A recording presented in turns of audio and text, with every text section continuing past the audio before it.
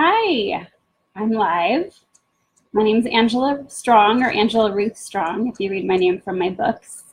I'm here today to discuss my book, Finding Love in Park City, Utah. And it doesn't look like anybody's here yet, but I'm just going to keep going, and you guys can listen again or watch this later or whatever works.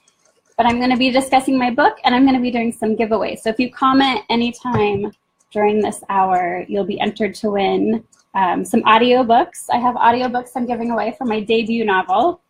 It was a Love Finds You book, Love Finds You in Sun Valley, Idaho. It's been reprinted and republished as Finding Love in Sun Valley, but it's pretty much the same story, just with smartphones. Hey there, Sheila. Good to see you. So I'm going to be giving away audiobooks, and then I'm also giving away a movie pass. If you haven't heard about Movie Pass, it gets you in free to one movie every day. Hey, we got someone from Texas. Welcome. Perry Ann, I think I'm saying that right. So you could possibly win a movie pass for 6 months, which will get you into any movie for 6 months, one every day. So my husband has one of those. He got it for Christmas from my brother, and we've been having a lot of fun with that. And I'll be talking more about movies today as well, so it kind of goes along with what I'm chatting about. I am live from a hotel suite. We are staying in a hotel for at least a couple weeks because we had a pipe burst in our kitchen, and so we're getting a whole new kitchen. It's kind of crazy. We were up at 5:30 this morning going to pick out new floors for our kitchen, and then we had to change hotel rooms, so it's just been kind of crazy. But I am here, and I'm excited to share with you guys. And as I was getting ready for this, I got everything set up, and then I was just gonna spend some time. Hi, Angela. I have a surprise for you later too, Angela. I'm glad you're here from London. She's probably traveled the farthest to join us today.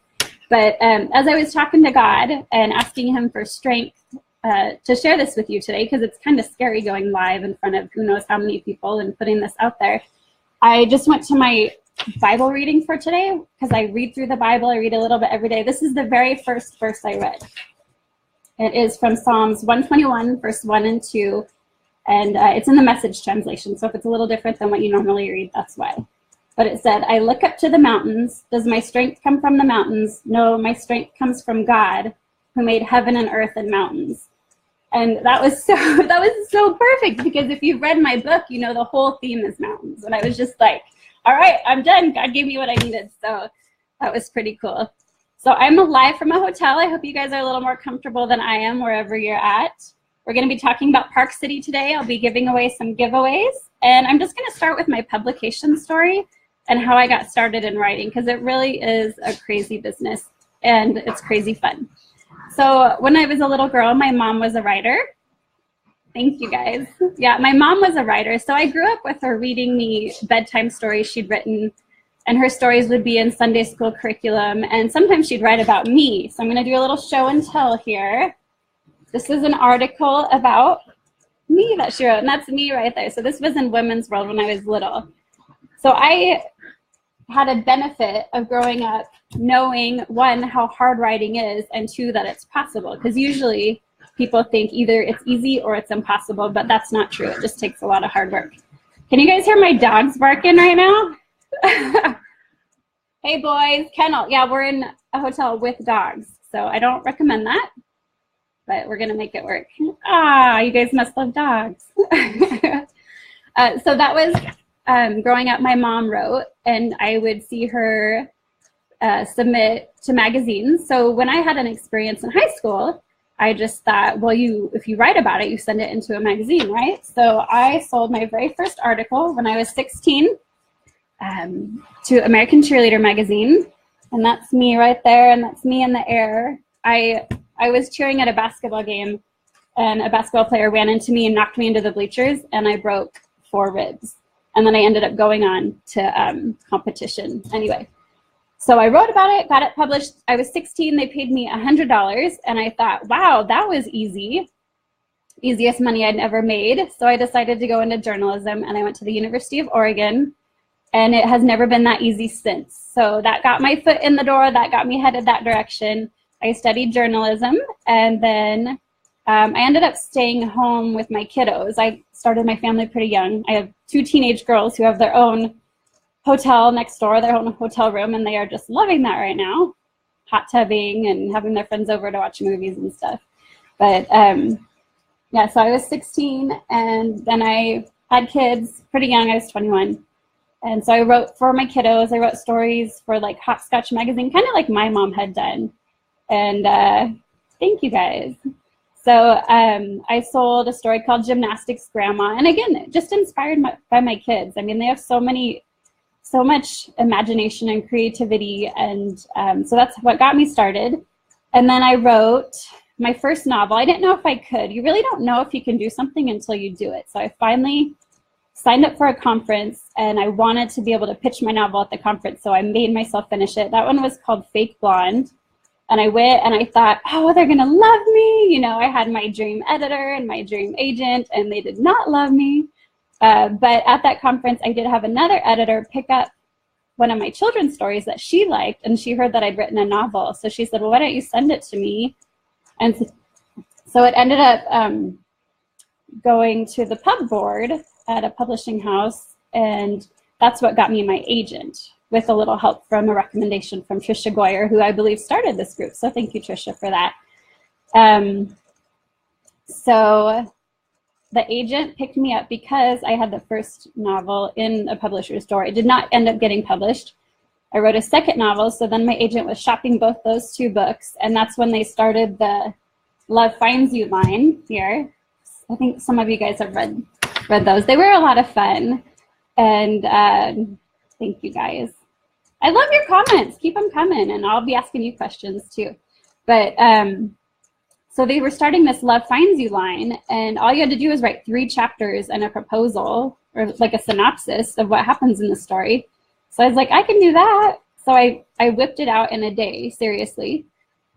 Sent it to my agent, and when she called me with good news, I was really shocked that the book that sold was the one I hadn't written yet, and I couldn't even remember what I was supposed to write. I went back through my synopsis, and I was just laughing at myself because I have a chubby 12-year-old who rides a unicycle named after Superman's dad, and I was just laughing at myself. I was like, I get to write this, how awesome.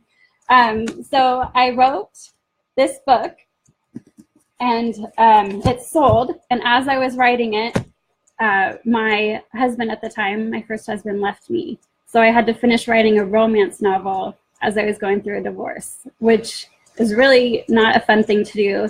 And but I believe it was a gift from God, because I mean, how cool. I sold a book on 3 chapters that I'd written. It came out in hardback. I was doing book signings in Costco. It was optioned for film, which I'll tell you more about later. And the line was great because it had all these big name authors writing stories all across the country, and readers like you guys would pick them all up, and I kind of got sucked into that, which was a lot of fun. And though I had no energy really at that time to promote or advertise or anything, it was just a great experience to have that.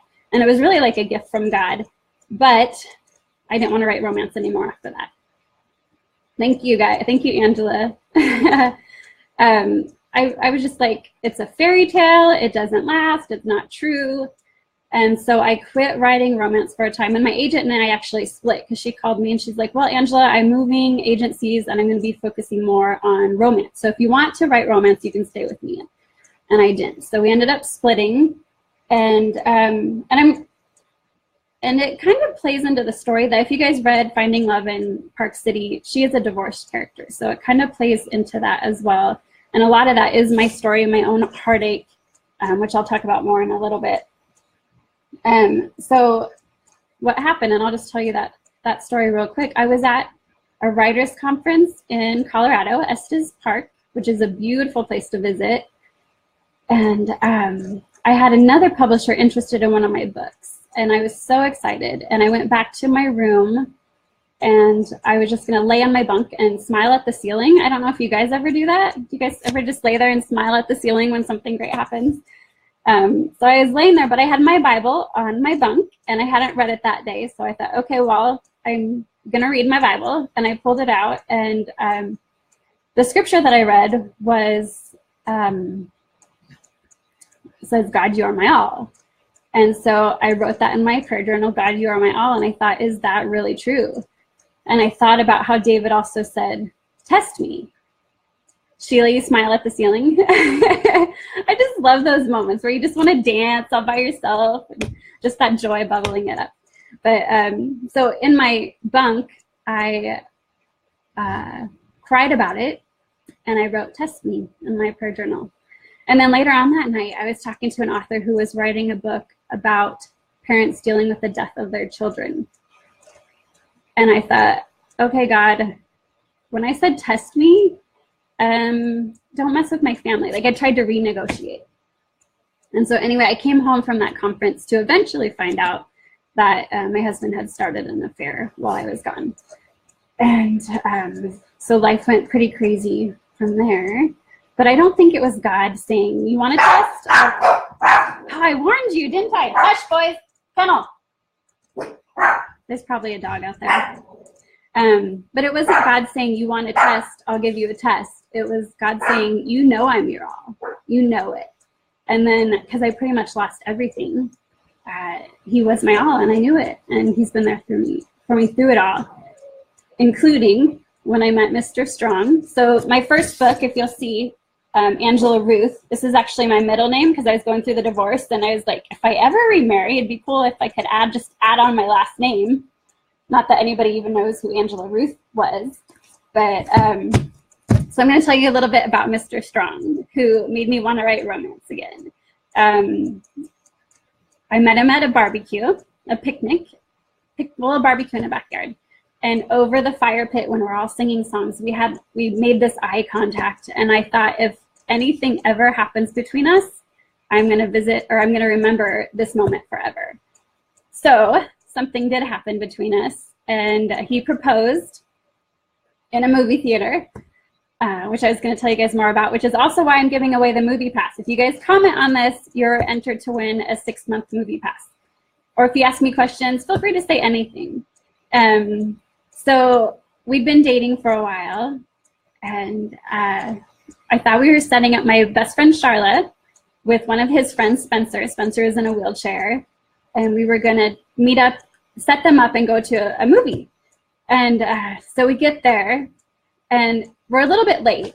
The lights are off, and so we're going in the back of the theater, and I'm looking for a place for Spencer because he's in a wheelchair. So you know how they have special areas for wheelchairs. And Jim was like, Spencer, roll back there. I was like, Jim, you know, that was kind of rude. He's like, well, it's starting, just sit down. And then he drops the water bottle, and it rolls all the way to the front of the theater. And then it looks like the previews are starting. There's the whole Paramount Mountain. And then it goes through a few of my favorite movies, like You've Got Mail, and it says, these were some of your favorite movies, and then it says, but the greatest love stories yet to be told. And then our picture flashed on the screen, and I had a mouthful of caramel corn. And hey, I'm glad you made it. I had a mouthful of caramel corn, and I'm looking at my picture on the big screen, and I just remember thinking, is this real life? Like, what is happening? And it was this beautiful slideshow he'd made of the two of us together and our families. And which, you know what, I could post that later. It's on Facebook, so I'll share the link with you guys if you want to see it. But we're in this theater full of people, and I'm thinking, oh my gosh, all these people came to watch a movie, and they're watching me. I was like, I wonder if anybody knows me. Like, will they recognize me? And then the lights came on, and it was all our friends and family. He'd invited us, and then he proposed, and I don't even remember what he said. I was just like, stop talking, I want to say yes. So it was a pretty cool moment, and that is, yeah, it was really sweet. So that is why, another reason I'll be giving away a movie pass. And so meeting, you know, you can't fall in love and marry somebody like that without wanting to write romance and without wanting to share that with other people. And but also through that process, I started taking some classes on relationships, and I started learning a lot of things and things that I want to share with other people. And so those are the things that I try to work into my romance novels now, because there is so much romance out there that is not romance. It's not love. I mean, it may be romance, but it's not love because God's not involved. And there's so much more to that. And there's so many things in romance novels that are going to get you into the relationships like I had with my first marriage. And I don't want women to settle for that. So that's why I'm writing romance now. And then, so in the stage between writing my romance, quitting writing, and starting writing romance, I wrote a blog called, it was called Moving On After He Moves Out. And I pretty much just poured my heart out in there, and it's not up anymore, so you can't read it. But through that, it was kind of cool because I did connect with some people who were going through what I'd been through, and we were able to support each other and encourage each other.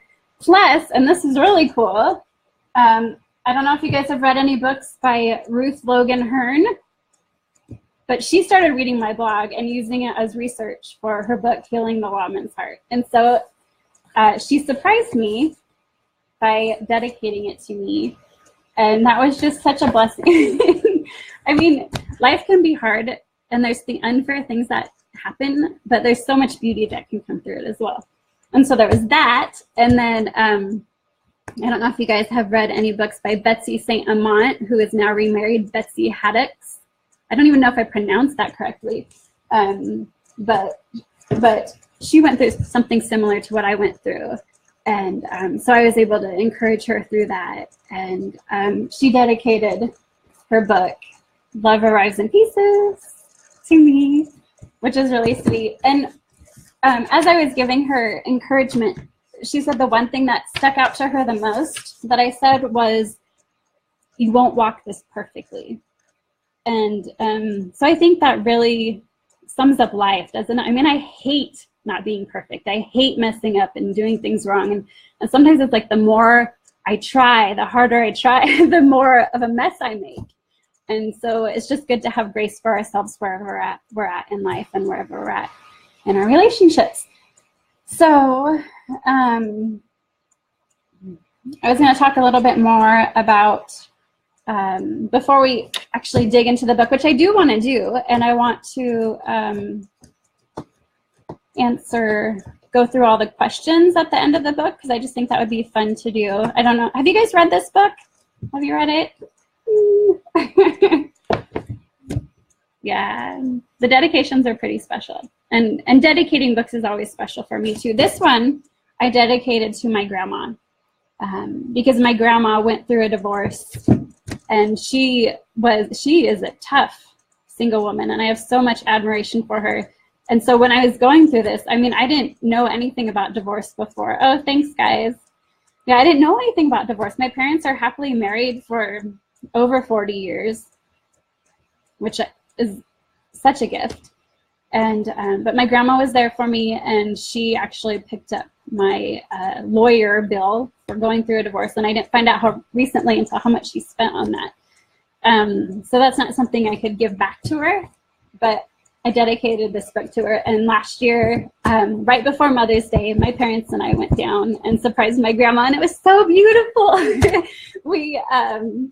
We all went out to eat. I have two uncles down there and their wives, and we all went out to eat, and my grandma had no clue. She just thought we were surprising her, but we went out to eat, and I gave her the book that I dedicated to her. And I'm just so thankful for, because when you walk through hard times, you have so much love to give somebody that doesn't give it back to you, but I believe that you always get that love back, just in unexpected ways. So that's pretty beautiful. So some of you guys have read it, some of you haven't. There might be spoilers. I am notorious for spoiling endings, because endings are my favorite, but I'll try really hard not to. But before we get to that, I just wanted to share a couple things about things that I have.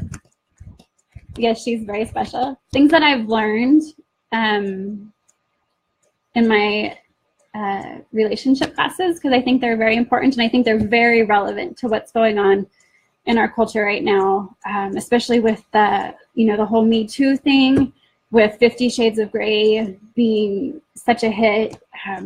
So I'm just going to go through it. It might not apply to you. It might apply to someone you know, and it'll help you understand them a little bit more. And even if it's not a failed marriage, we all have tough relationships, parents or siblings or friends or that kind of thing. So I just want to go through some different types of abuse, because we all think of sexual and physical, and those are the kinds you can see. That's the obvious violation of boundaries, but not all types of abuse you can see. And then I even heard one lady recently say, she was talking about her abusive marriage, and she said, I didn't know I was abused. I just thought I was a strong woman with a husband who needed a lot of help. And I hear that a lot, and I would have fit into that as well. So there's 4 requirements for a relationship to be abusive. There has to be an imbalance of power. So one person has to have more money, more strength, more, even just more charismatic, more of an opportunity to persuade people to their side. That's an imbalance of power. So there also has to be, it has to be pervasive. It has to get worse. When you first get into a relationship that, thanks guys. I just keep checking your little notes over here. That's so awesome. I'll be responding more in a moment. But when you first get into a relationship, the control, it feels a little bit like love at first. When they're always calling you to check on you, that feels like they really care. You feel very loved until, you know, the first time when you don't answer the phone and they call the police to track you down or something like that. Then it seems it starts to feel a little weird, but it's, you know, really boiling a frog. You don't stick him into boiling water, he'd jump out. You gradually increase the heat. So it has to be pervasive. There's a cycle, so it's repetitive.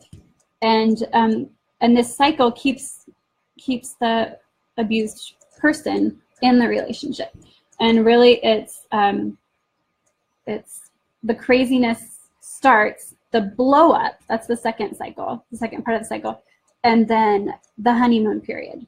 So say he punched a hole in the wall, or say he took off and went to the bar, or just anything crazy, a reaction to something that he didn't want to happen. You know, it's the kind of thing that makes you walk on eggshells, or the kind of thing that makes you like poke the bear so that they'll explode and get to the honeymoon period.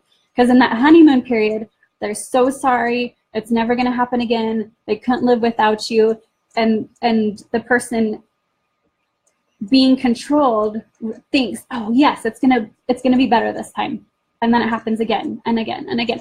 Because I mean, bad things can happen in relationships. Maybe you blew up one time, I've thrown shoes, maybe you've done something like that, but unless it repeats itself and it gets worse, then it's not abuse. And then the last requirement for it to be abuse is crazy making. It just doesn't make any sense. And so anybody who's stuck in a relationship like that, I always recommend the book, The Emotionally Destructive Relationship. And there is one called The Emotionally Destructive Marriage as well. Those are written by Leslie Vernick. And, oh, I'm so sorry. Yeah, divorce can be a good thing. And I'm going to get more into that because I don't encourage divorce at all. But I want to get into that in a little bit later. So that's the requirements for it to be abuse.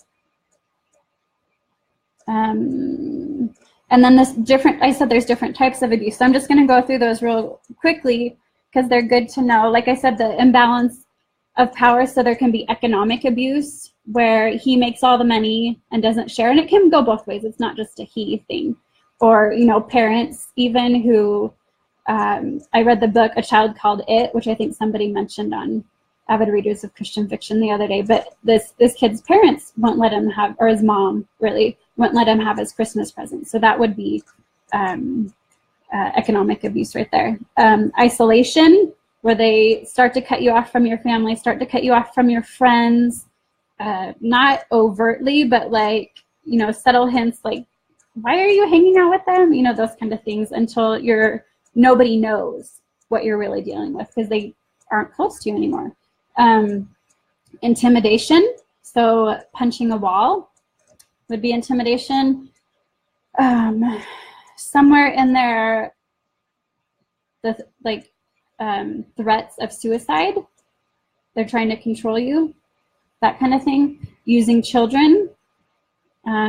So like if you go through a divorce and they're trying to get their child to change their middle name to not be the same name as yours. I've known a couple situations like that, and I'm so thankful because that's just horrible. I hate it. Male privilege, and that would be a male thing. The feminism, that could fit in there as well, but where you're like, you know, the person thinks they have more privilege because of their gender, which can fit in with spiritual abuse because some people might quote the Bible to make themselves more dominant. Minimizing, denying, or blaming. So like if you said you threatened suicide, and they'll be like, no, you misunderstood me. I was just saying I understand why someone would want to commit suicide. That's minimizing. This is huge. And then emotional abuse, where they put the other person down, or just like, are you really wearing that type stuff all the time. So those are, I just want people aware of that because it's not, and I think that's pretty clear in my book because it's not sexual or physical in my book either. So then what I would encourage people to do if you're in a relationship like that is to grow. And I say that because this is like the best thing my counselor ever told me. So when two people are in a relationship, it's like fingers attached by a rubber band. And if one person is this healthy, this person has to be within that same range of health. Otherwise, there's going to be tension. And so if one person grows and there's a lot of tension, then one of three things is going to happen. I'm trying to, I can't remember what they are. Either one person will leave, probably the unhealthy person would leave. This person would have to grow, or this person would have to regress. So you don't want to regress. That makes it easier. That takes the tension off you, but you want to grow. And that's the challenge, because when you start to set boundaries with people who haven't had boundaries set, they're going to be angry at you because this isn't what they're used to. This is making their life harder. This is creating more tension on the relationship. So what you're doing really is you're backing out of that crazy cycle. You're stepping out of it. You don't turn your back on them. You step out of it into the light, into health, and you invite them to follow you. And you don't go back into that unhealthy situation.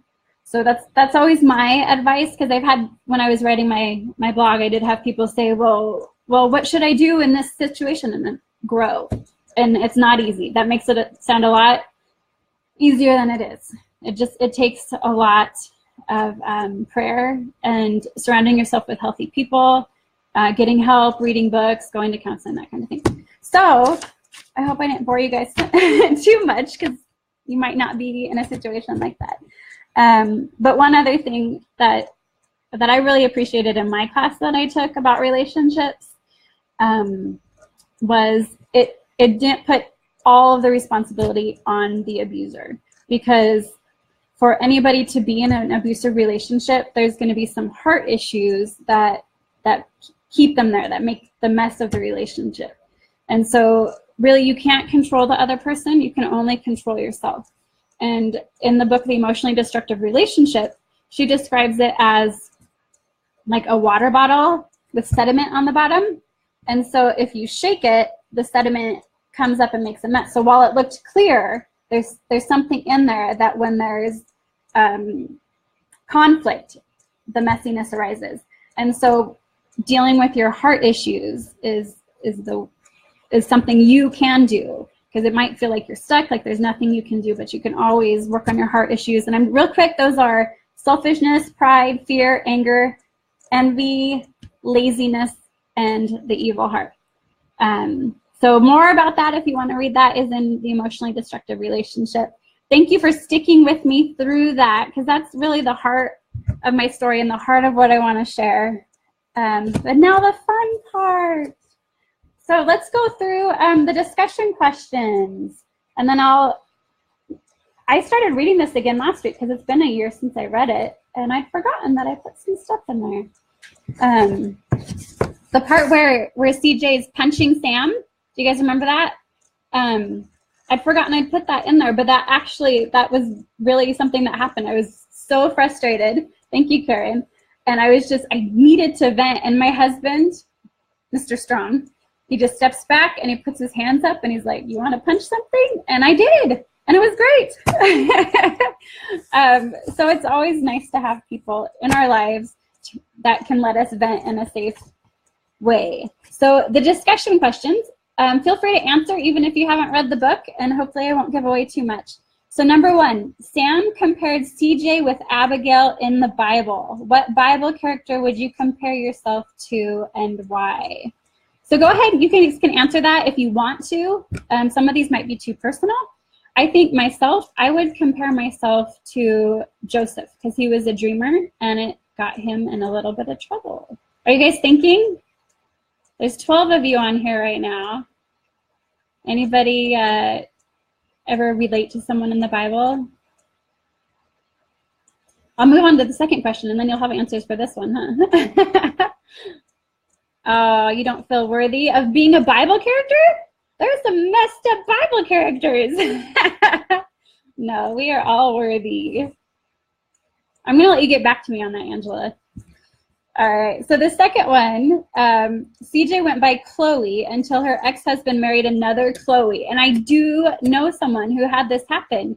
Her name was Jen, and her ex-husband married another Jen, so they had the exact same name. And I'm glad I didn't have that. But have you ever gone through anything you wanted to hide or that made you feel like you had to reinvent yourself? For me, I mean, the obvious. But also, I think in 8th grade, we moved across the country, and middle school is just hard anyway. And I was like, all right, I'm going to be confident. I'm going to be cool. And I put on a show, and I wasn't myself in that situation. And I did used to go by the name CJ. When my friend and I would go line dancing in downtown Portland, we made up names for ourselves because we thought that'd be safer. It was CJ. I don't know why. Okay, number 3. Sam's sister-in-law encouraged him with the advice that the greatest strength was also the area that had allowed him the most pain in his life, but he shouldn't let the pain stop him from using his strength. And I think that really fits with Bible characters too. Like, so Joseph was a dreamer, and the dreams caused him a lot of pain in life. They got him sold. They got him in trouble. And when he had the opportunity to tell the Pharaoh what his dream meant, it might have been really easy for him to be like, heck no, I'm not doing that. That's just going to get me in worse trouble. But that was his strength. Another example would be like my friend. I have this friend who has this boisterous laugh. She has so much energy. It's so beautiful. It makes me love hanging out with her. But some people are intimidated by it. And she's had some trouble in jobs because they didn't like that she was so social. And I think it's real easy to see our strength as weaknesses when we get hurt by them. So that's just something that I wanted to explore more in this story. Number 4, CJ understood God as the author of life because of her job as a writer. Do you have a unique way that you can relate to God or view God from your position in the world? So as a writer, that's how I see God. I see him as the author of life. And when I plot a story, and if you read the book, it goes through it, but when I plot a story, it goes like this. You know, life is hard. You get a little relief. You think, all right, God answered the prayer. Everything's good. And then it gets worse. And then you have a little more relief. And you think, okay, God really answered the prayer now. And then it gets worse. And you're like, Lord, what? I thought you were answering the prayer. But it keeps going and going until you think all hope is lost. That's the black moment. And then that's when God has given you everything you need to overcome. And you might not realize you have that at first. So that's how I see life. Another answer to this, it makes me think of Dee Henderson. She had a series where one of the characters was a mortician, or no, not a mortician. What is it called when you work with the police and you look at dead bodies? Anybody? That was her job. And so she had trouble believing in Jesus because she'd seen dead bodies. And she's like, that's impossible to come back to life after 3 days because your body's already shut down. So I always thought that was fascinating. And so I feel like with whatever strength we have, with whatever area of life we understand, is how we're going to see God. So feel free to share if you think of anything else. Number 5, CJ's dad always called to check on her, shared scripture with her, and prayed for her. Do you have a person like that in your life? Are you this person for someone else? Have you seen people like this make a difference? My person is probably my dad. And I have so many books with bad dads that I was like, people who read my books are going to think I have a really bad dad. I should give one of my characters a good dad like mine. And so I had a lot of fun creating the character here in this book where the dad just called her every day to check on her. The dad knew things before she knew them because he could sense them, but he let her figure it out in her own time. And my dad is so sweet. He's like that. He calls and checks on me. And twice now, he's butt dialed me accidentally after a phone call, and I've overheard him bragging to other people about my writing. And it's just so sweet. And I know that a lot of people they view God the way they view their father, because, Father God. And so I just wish everybody had a dad as good as mine so that they could have that great view of God being there for them. Okay, so 6, CJ broke down from her fear when dancing on an elevator. What's a time you experienced freedom in a new way? Oh, for me, well, I told you the punching story where I punched my husband's palms. But there was one day something had happened going through my divorce, and I was just so frustrated. And I was like, I just want to throw things.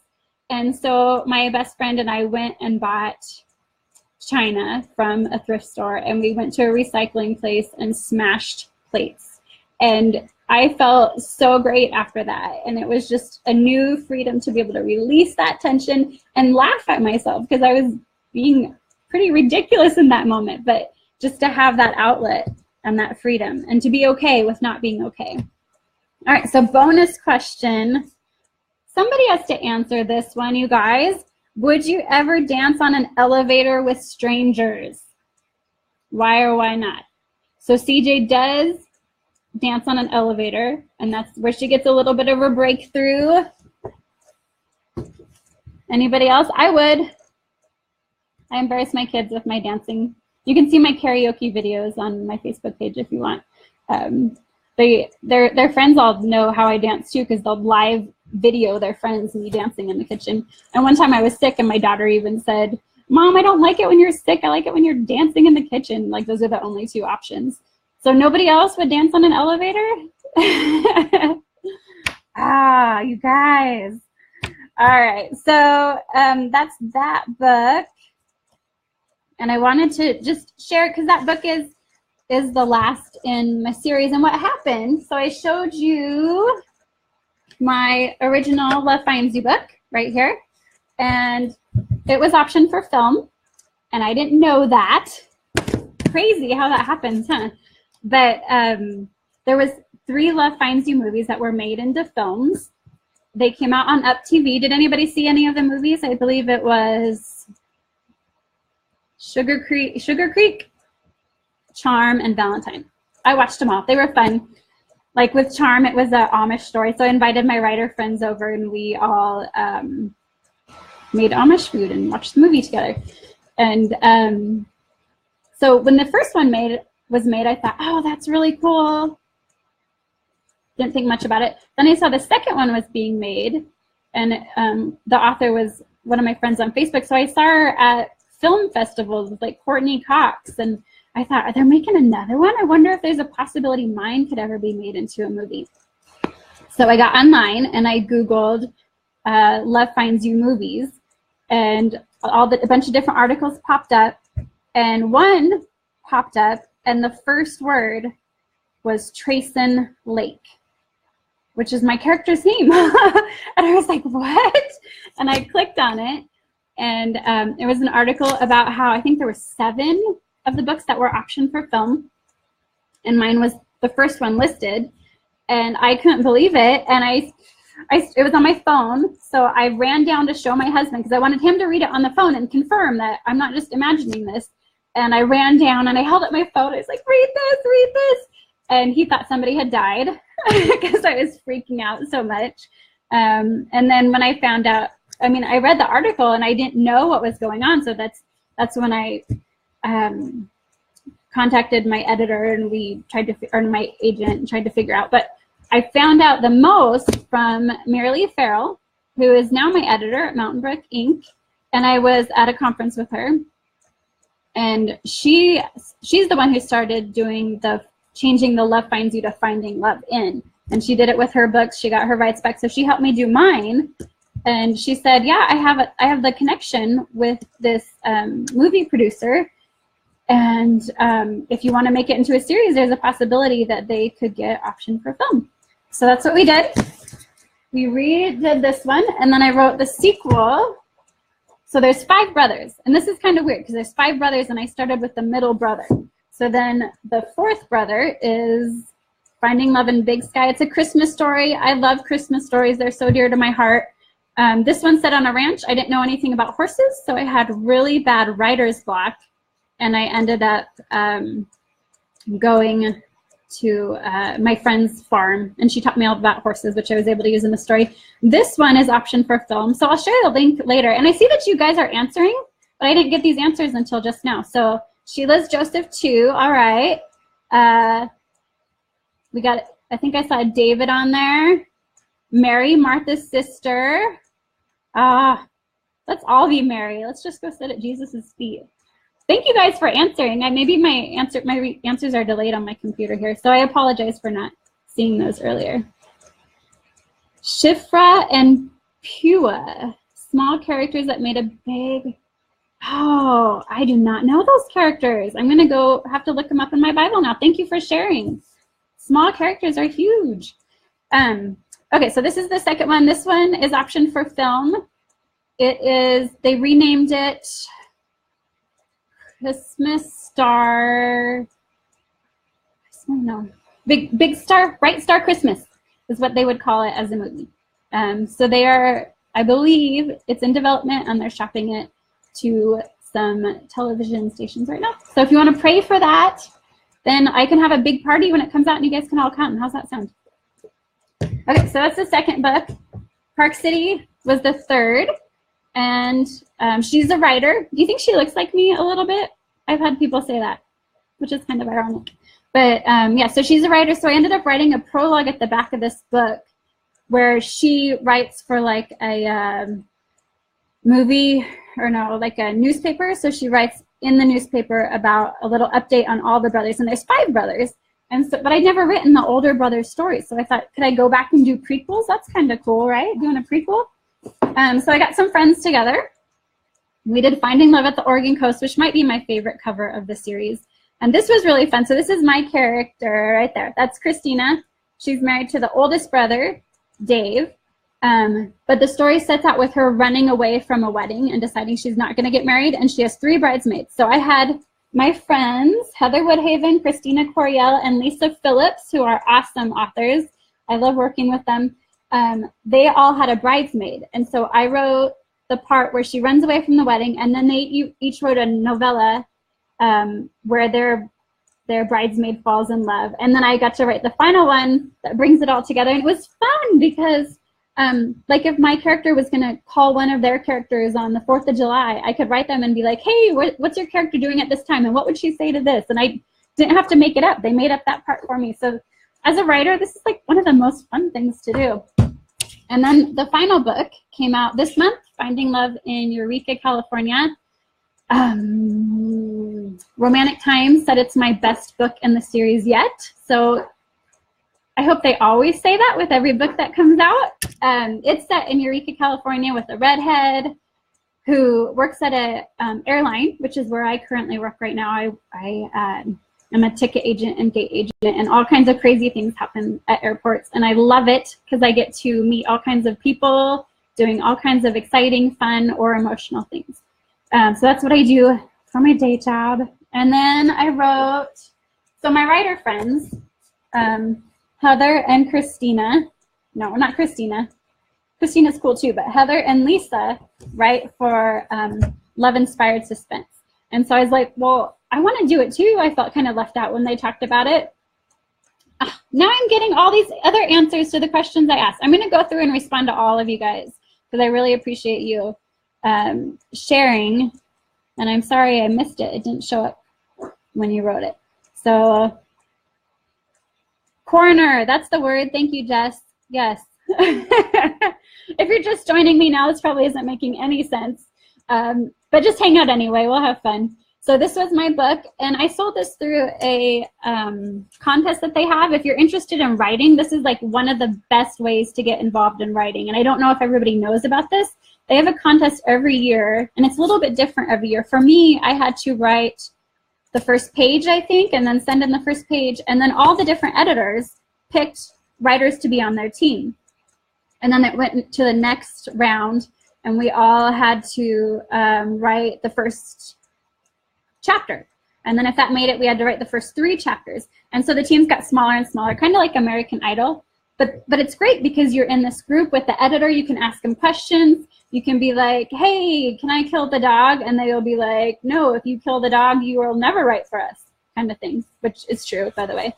And then if you make it to the end, which I did, they might buy it or they might ask for changes, which they're really great at asking for changes.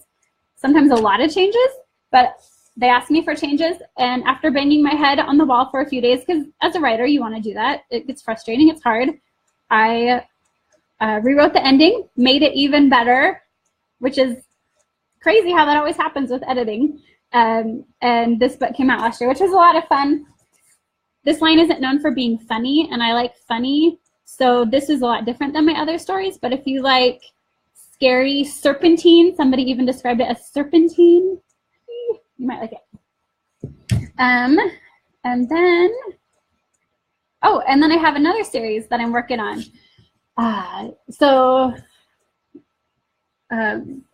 In Big Sky, I have a couple of ladies who own a coffee shop, and they're older ladies, and they're just super fun. And my editor really wanted me to do a series with these women, and they're, you know, solving mysteries. But I feel like I can't do justice to older main characters yet because I haven't lived that yet. And so I am writing a series, a mystery series set in a coffee shop, tea house, something like that, with 2 characters. One loves coffee, one loves tea. And so they're always trying to get their customers over to their side of the beverage debate. And so they're very vigilant in watching what goes on in their shop. And because of that, they're able to solve crimes. So it's the caffeinated mystery series, fun, and capital F, capital U, capital N. And that will be coming out in October. The first one is a Christmas story because I love Christmas stories so much. And so I'm excited about that one. Trying to think if there's anything else about that one I could share with you. Oh, I know. Okay, Angela McMinn, you're still there, right? Okay, you guys, Angela is my one fan in Europe.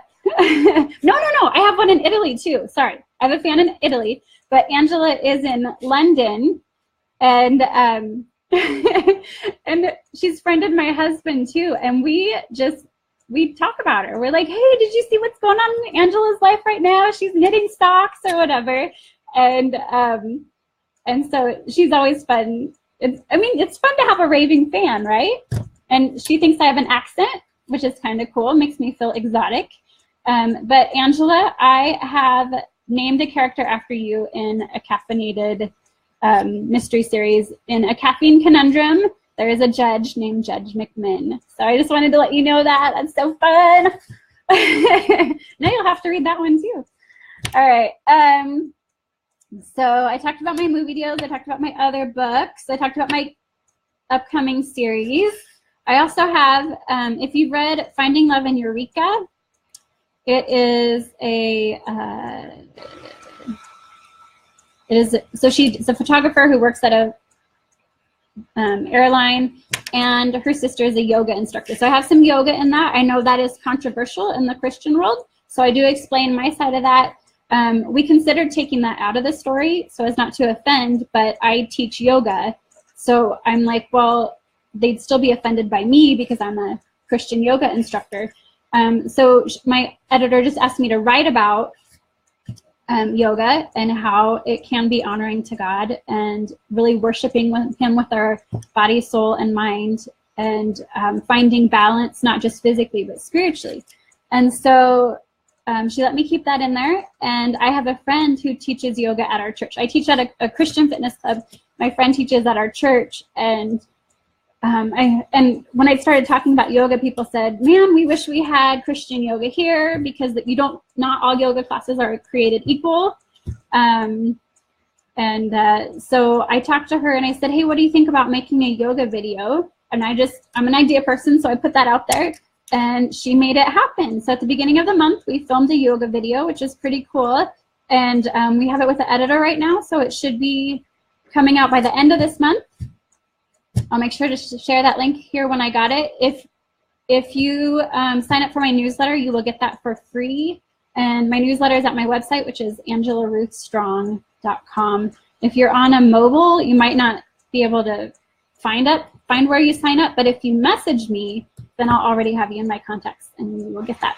And I'll be keeping you guys updated. If you're in my newsletter, I'll be keeping you updated on all the future stuff that we have going on. I also have a sale going on next week. So starting on Tuesday, my book, The Princess and the PI, will be on sale for a 99-cent download. And I haven't mentioned that one yet. That's probably one of my favorite books too. It's got kind of like a Romancing the Stone type feel. It's this plus funny. And I think it's also relevant with all the princes that are getting married over where you live, Angela. So if you're interested in that, I'll be updating that. I'm going to post, I didn't tell you guys about when I went to Park City. I'll tell you about that real quick. We're running out of time. How did this happen? So this is the book that I got to research for before I wrote it. Not all my books did I get to research the location first. This one was originally set in Sweet Home, Oregon. And but they set a bunch of them in Oregon. Mary Lee wrote some Oregon ones, and Melody Carlson wrote some Oregon ones. And so they said, hey, Angela, we need an Idaho one. Will you take that story you've already written and put it in Sun Valley, Idaho? So I'd never been there. My friend and I took a road trip to go to Sun Valley and research, and went whitewater rafting because that's in the book. And so I did the research after I wrote the book, and then I had to fit everything in to make it work. Apparently I had a river running the wrong direction, because I got a bad review for that. So I apologize if the river was running the wrong direction. That's because I didn't research until after I'd written it. This one I got to research first. We went to the film festival, the Sundance Film Festival. It was so amazing. Sandy Green is a writer friend who has a home there. She let me stay there for free. I volunteered. I loaded the theaters. I got to meet celebrities that I did not recognize. I'm horrible at recognizing celebrities. They'd walk right by me and somebody would be like, do you know who that was? And I did not. So that was really cool. And everything you read about the Sundance Film Festival in there is based on my own experience. I think Sam mentions that he's never seen so many men wear fur.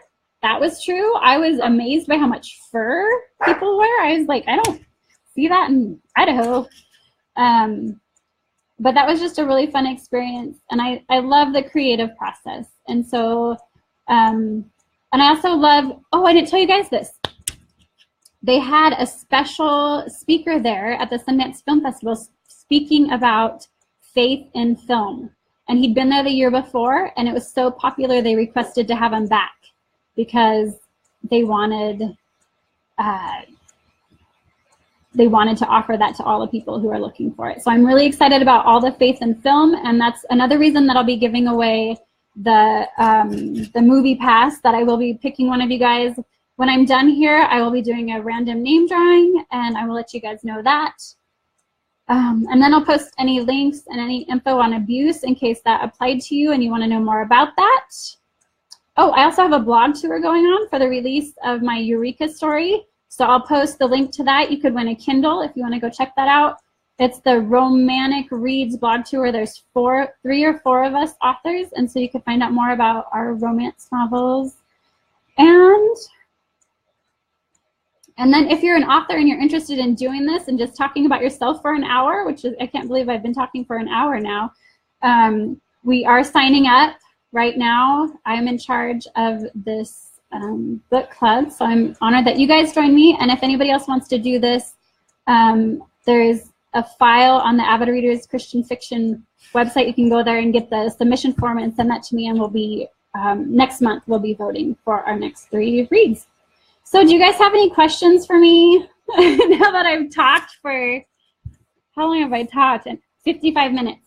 So there's all kinds of, I don't even know if you ask the question of if I'll even see it, because I missed, they're not showing up. I'm trying to look at the notes here. Wow, there's a bunch of stuff I missed. Oh, yeah, there's Angela McMinn. Yes, there's going to be a Judge McMinn. April says she looks forward to reading more of my books. Thank you, April.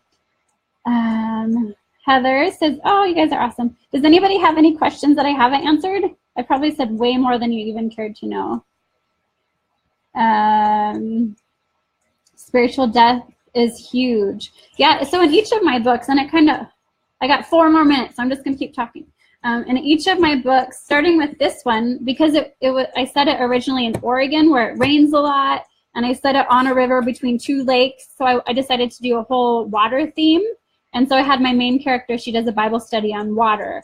And it was just so fascinating to me to tie all the Bible stories together through that. So then I decided to keep the theme.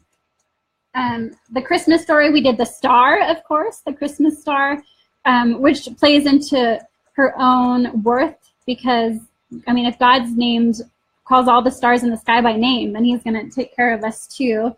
So I did the star in that one. And this one is mountains, which if you missed the beginning, right before I came on to share with you guys, I opened my Bible to get some strength from God, and I got the verse, Psalms 121, 1 and 2. I look up to the mountains.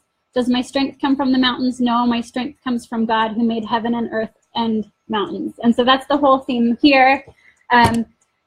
Eureka is probably, I would call it my least Christian novel because I've got the yoga in it. I have her dressing up for Halloween. I have, what else? Just some things that are a little controversial, but I'm a Christian and I dress up for Halloween, so I'm going to be real about that. But I do go into symbolism of the tree and that got me more than anything. We lost the tree of life at the beginning because of a curse, and in the end of the Bible we get the tree of life back, all because Jesus died on a tree in the middle and took our curses upon himself. And that's the message that I really want to share with you guys through my stories. And I believe that just every Christian romance novel is a symbol of how much God loves us because we are the bride. So I'm just going to end with that. If you have any questions, I'll hang out here for a moment and I'll try not to go off on another tangent. I'll just look at your notes here.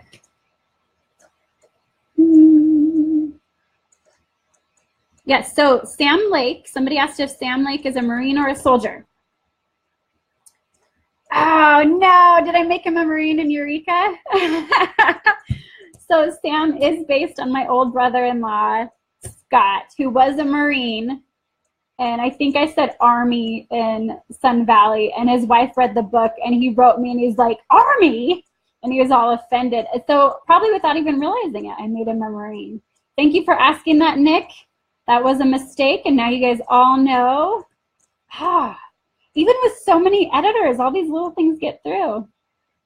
Okay, ask about children when you got divorced. So my children are now teenagers. That was the most heartbreaking thing. I took my son into counseling, and he had to draw a picture of himself. He was 10 at the time, and he drew a broken heart.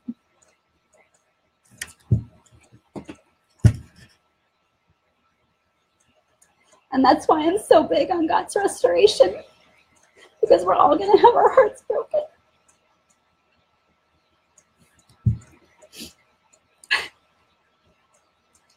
And my kids deserve so much more. So, wasn't going to cry, you guys. All right, so I have my son who's now in college, and then I have 2 teen girls, 15 and 17, who are just a hoot. And if you missed the beginning, we are staying in a hotel right now because our house had a broken pipe, and so it's being torn apart. So we're in a hotel, and they're in a hotel next to us, which is probably going to be like good practice for being in a dorm room. They are really loving it right now, and they are the greatest. So let me see if there's any other questions that won't make me cry. The water theme park, cool.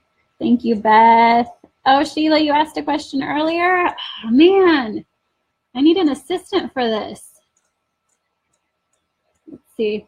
How about I go through and I will write answers for you guys, because I'm a writer and I am sure I forgot a million things to say here, and I express myself better through writing. So thank you so much for having me. It's been really fun. And after I go through and answer all the questions I can find, I will post the winner for the movie passes, and I'll give away 5 audiobooks too, which were read by Dana Black, who is another writer if you want to check her out.